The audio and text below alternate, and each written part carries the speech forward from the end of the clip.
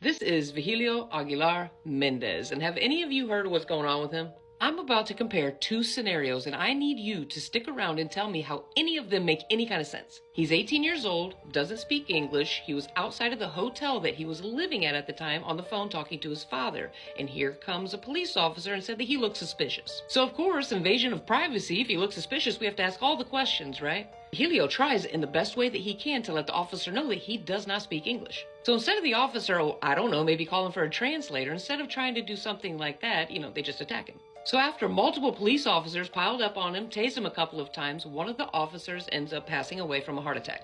And now they are trying to sentence him to life in prison for manslaughter, even though the autopsy report shows that that police officer died of natural causes. He had pre-existing conditions. It was not his fault. Life is what they want to give him for manslaughter. Now I'm about to show you a comparison. Tell me how this makes sense. Here in my hometown, Sergeant Joshua Hardup was on the clock speeding downtown, and when he went to turn, he hit a pedestrian who had the right of way and unalived that pedestrian. Now, if that was you or me, we would have been arrested immediately and charged with vehicular manslaughter. But not Sergeant Joshua. No, he just got to hop in his truck that he just hit somebody with, and he got to go home. Video gets released of the entire incident, and it is very clear to everyone that Sergeant Joshua was in the wrong. The court date comes up, and do you want to know what he was charged with? Nothing. He got a fine for $35. That's it.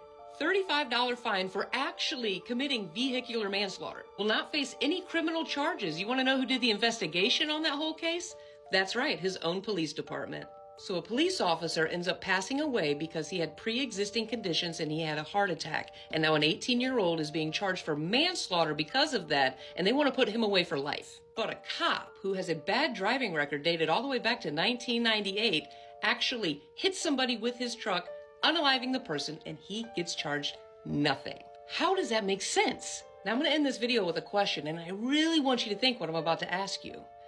Is that what people mean by backing the blue? That's just an honest question, because I want to let you know situations like that is why people say ACAB.